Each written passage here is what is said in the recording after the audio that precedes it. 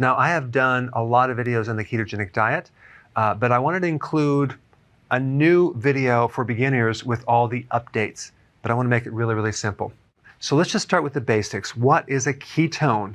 A ketone is not a fat, it's not a carbohydrate, it's not a protein. It's kind of a combination, or it has characteristics of both a fat and a carbohydrate, but it's not either. It comes from fat, but a ketone is an alternative fuel source. And the way that you get ketones is you simply lower your carbohydrates in your diet, or you reduce the frequency of eating. And this is why we recommend a low-carb diet with intermittent fasting. And that way you can maximize your ability to make ketones. Ketones have many advantages versus regular glucose fuel. Number one, it will increase your oxygen in your body. Number two, it increases your energy. Number three, it supports the brain. In fact, your brain prefers ketones over glucose. Same thing with the heart. If your heart is damaged or your brain is damaged, ketones are the answer, and they can bypass the mechanical damage pathways and feed the tissues directly. Most of the body tissues can run in ketones, but some parts need glucose. And this is the confusion that people have. They think they need to consume glucose to get glucose. No, there's something called gluconeogenesis, okay? Glucose, new, genesis, the creation of. Your body can make glucose if it needs it from fat, ketones, proteins.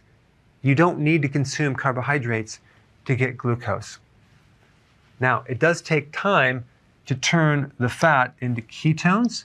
It's going to take between 3 to 5 days. It all depends on how damaged insulin is in your body, how damaged your pancreas is. If you are a pre-diabetic, if you are a diabetic, if you have insulin resistance, it's going to take longer and longer to adapt. But by lowering the carbs and going on intermittent fasting, you'll get there a lot faster. That explains how to get into ketosis. You lower the carb and you lower the frequency of eating. Now, why would you want to do ketosis? What is the big benefit of doing that? Well, you're going to lower insulin, and most people have high insulin. Rarely does your doctor ever test you for insulin. They'll test you for glucose, but not insulin. If they did, they probably would find higher levels of insulin. The test that you would want to do is called HOMA-IR, and that will pick this up. Too much insulin causes insulin resistance.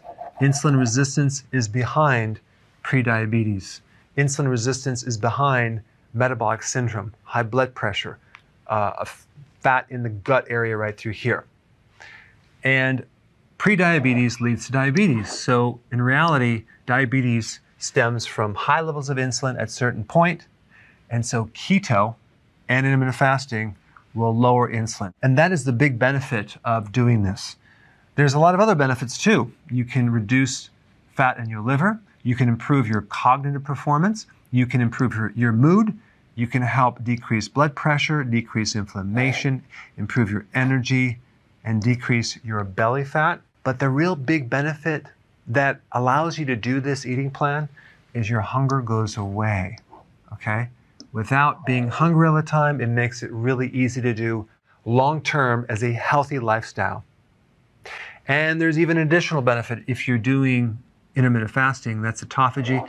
Basically what this is, it's a recycling of garbage in your tissues. So all the damaged protein, the protein that your body doesn't need, it's clogging everything up.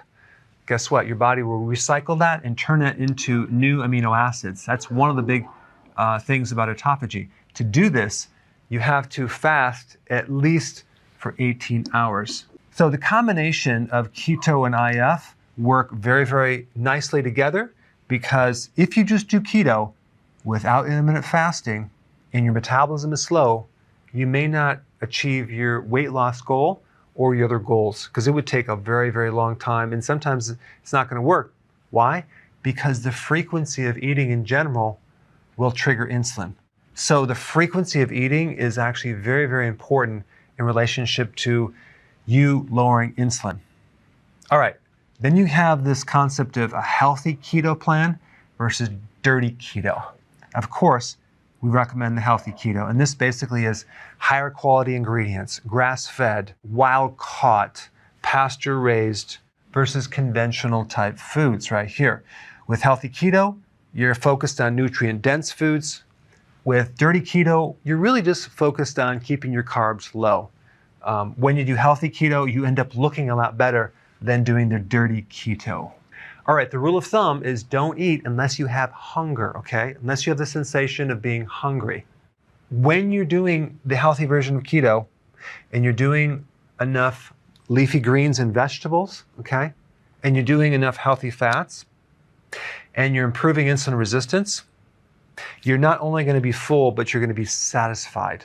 Now, if you look at the pie chart here, we have about 5% carbs of your total calories, and then 5% vegetables, which, by the way, actually adds up to a lot, because if you look at the carbohydrates in vegetables, you minus the fiber, giving the net carb, it doesn't come out to a lot of calories. So if we look at the total carbs, which would include like berries, hummus, nuts, and seeds, there's a little bit of carbs in those, and you combine the vegetables, that's like 10%. Then we have 20% protein, and then we have 70% fat.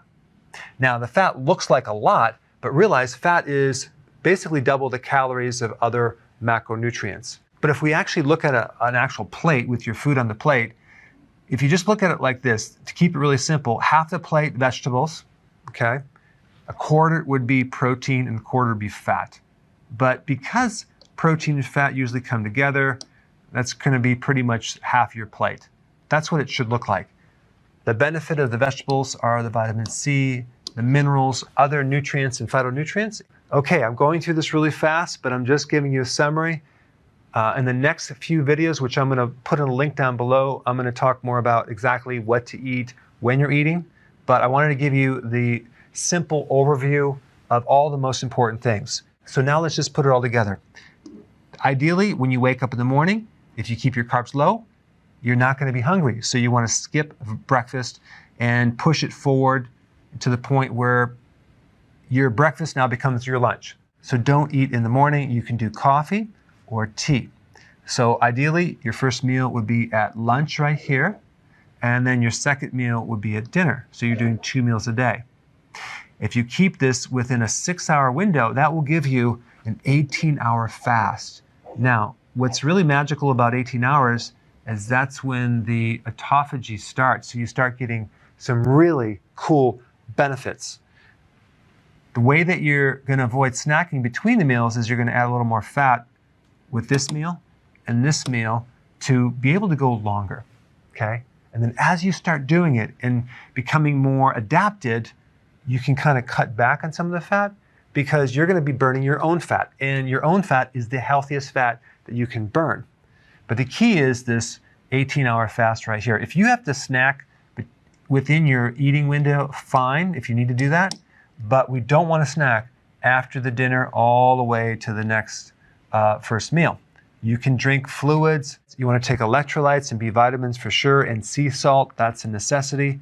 But we recommend that you don't eat anything. The common foods that are really good to focus on would be pasture-raised eggs, okay, organic if at all possible, shellfish, fish, sardines, meats, organic, cheese. Now, a lot of people don't do well in cheese. Cheese has a lot of hormones. It's not good for people with prostate issues. It's not good with people that have allergies. So some people do not do well in cheese. Personally, I do a small amount of cheese, and if I'm going to consume cheese, it has to be grass-fed organic. I usually get European cheese, and I don't have a tremendous amount, but you can overdo it with cheese. Olives, that's a must. Avocados, lots of vegetables, 7 to 10 cups, very beneficial. Nuts, for some people, they don't do well on that, especially if they're prone to kidney stones. You have to be careful with almonds, okay, as well as spinach. So I'd avoid those if you're prone to kidney stones. Also, seeds like sunflower seeds, perfect on a ketogenic plan. All right, here you have it, the basic ketogenic plan for beginners. So if you want more knowledge on how to create a healthy body, Subscribe now and get daily notifications.